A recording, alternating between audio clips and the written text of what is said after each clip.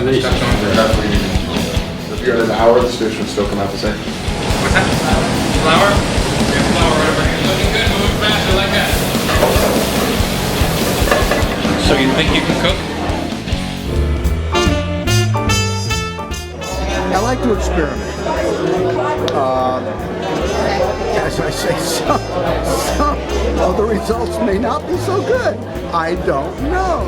I'm expecting to lose with flying colors. I have a feeling I'm going to be competing against people who cook for a hobby, who really know what they're doing. And I'm not afraid to admit I haven't got a clue what I'm doing.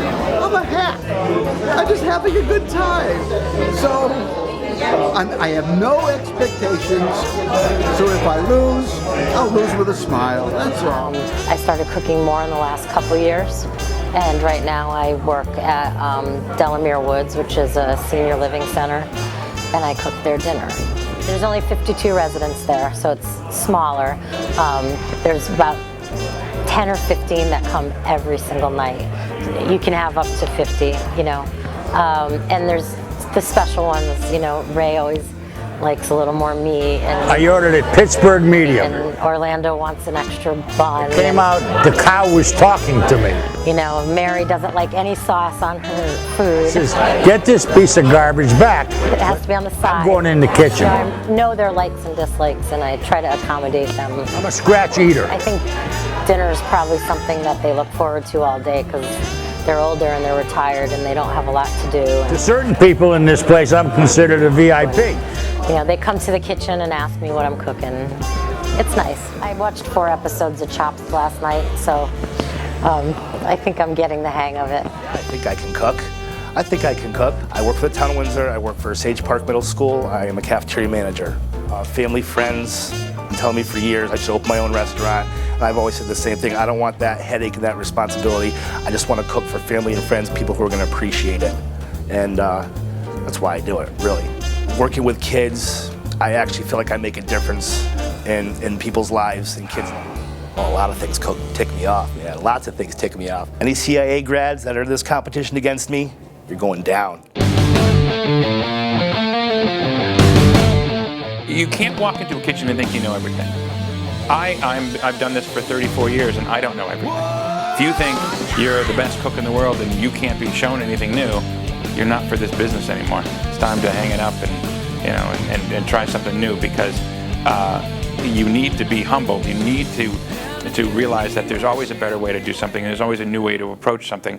And if you don't, then you're not for this business. A mussel and apple casino over pasta. Well, mussels are difficult to stuff or do anything with, so when I saw the bacon, I immediately thought seafood bacon casino. It was terrifying.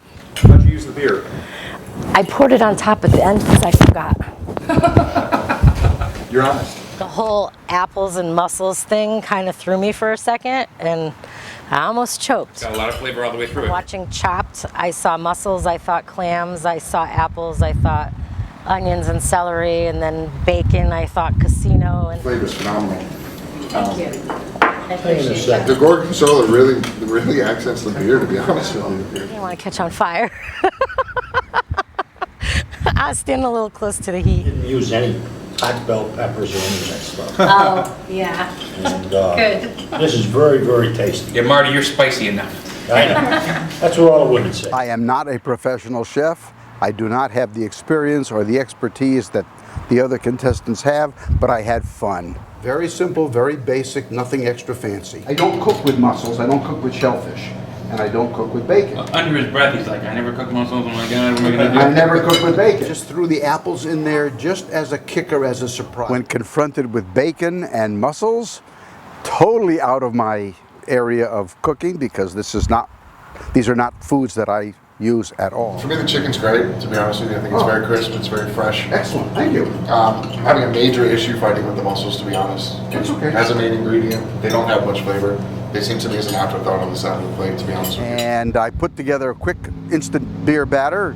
What do you beer batter? You beer batter The chicken. presentation is very colorful. They look great, but they're not really incorporated into the flavors. It seems like you didn't cook it long enough. to actually get the flavor out of the food. Chicken was sensational. It's an inviting dish to look at too. I do think the pasta is incredibly pretty to look at. I had a good time. I'm glad I was in this. Okay, what do you got for us? I guess it's my take on a mussel stew. I thought it went well. Enjoy. I have some Asiago or Parmesan cheese crostinis and some other crostinis around it. I was kind of hoping for a better presentation. I agreed with their comments about the presentation. Kind of last second just kind of went down. It was a lot of food going down all at once. Still that bitter flavor from the beer, but it's got a nice buttery texture. I really thought that there'd be a little bit more to it, a little bit more jostling back there. Most complete sauce. I've tasted all of that. They were saying they like the sauce the best, so that just says a lot, and I'm proud of that right there. No matter how far I go, I'm proud of what I've done so far. Like the mussels, the mussels with the sauce were really good, but there wasn't anything else to it. Bacon, mussels, apples. It's a good dish. I don't think I've ever cleaned up this kitchen this many times. There were some real good cooks out there. Really were. I thought it was really good. I thought as the day went on, the food got better. A great bunch of people in here. A lot of mixed personalities, a lot of underdogs, a lot of great talented chefs. I was really surprised. I think it went awesome. Had a great time. I had a ball. Okay. Videos that we did prior really did give people an idea of what we were looking for. So I thought it was great. I thought it went well. I thought people made some great food for a lot of home chefs. I thought the food was phenomenal. Well, I was a little disappointed in Marty, to tell you the truth.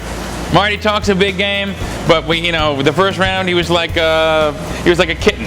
A lot of the stuff I would have said was already said. He was like, everything is excellent. Oh, it tastes good. I'm like, really, Marty? Mr. Storm into the kitchen and beat the guy who's not going to cook your steak right? Come on.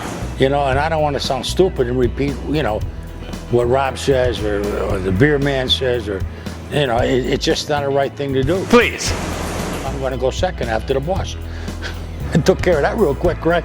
People made some original dishes that I really didn't expect. Some of the guys who came in when we announced these special ingredients, these mystery ingredients, they just absolutely went pale. They were like, "Oh my God," and they just gathered their thoughts, put it together, and really surprised me. So.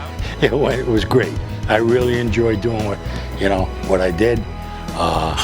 Harry called home and told the wife no lunch today. I'm stuffed. The one that doesn't drink beer has taken the beer. Oh, we're supposed to leave it over there? Yeah! This is probably gonna taste better than mine because I've never cooked mussels.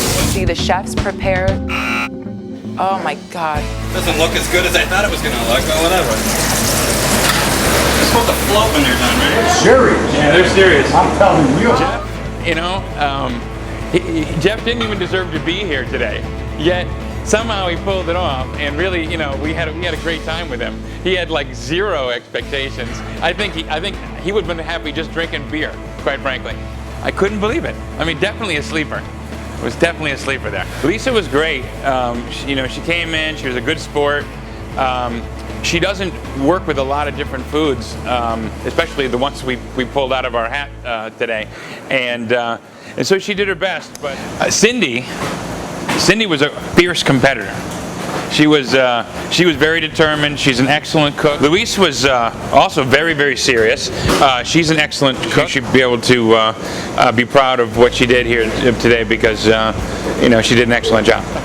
Mark was really an interesting guy. Totally intimidated by these people who know what they're doing. To see how he was going to react. I thought he was going to lose it for a while, but he pulled it through, and he was a good sport, and he maintained. So we've eliminated the 5 out of the 9, and we're left with 4 great cooks. Asa is in the top 4. He really surprised all of us. He was very, very humble in his approach. He thought he was going to get destroyed back there, and he just pulled it together, got organized, and really came up with some really great flavors, and we were all blown away by it. The next was Robert. Robert was excellent. He just came in, he knew exactly what he wanted to do. He was over the top with flavors and blending everything, and you know, he seems like a real pro, and we knew that, and we were a little harder on him just because of that. And then we had Kim. Kim was a big surprise. She had a great blend of flavors too, and blew us all away. And of course, Joe. Joe made it to the top, and we were pretty hard on him. We kind of ripped him up a little bit, but you know what? He deserved it because we know how good he is, and we could see he was an animal back there. 4 left. The competition's going to get tough. So you think you can cook? Find out.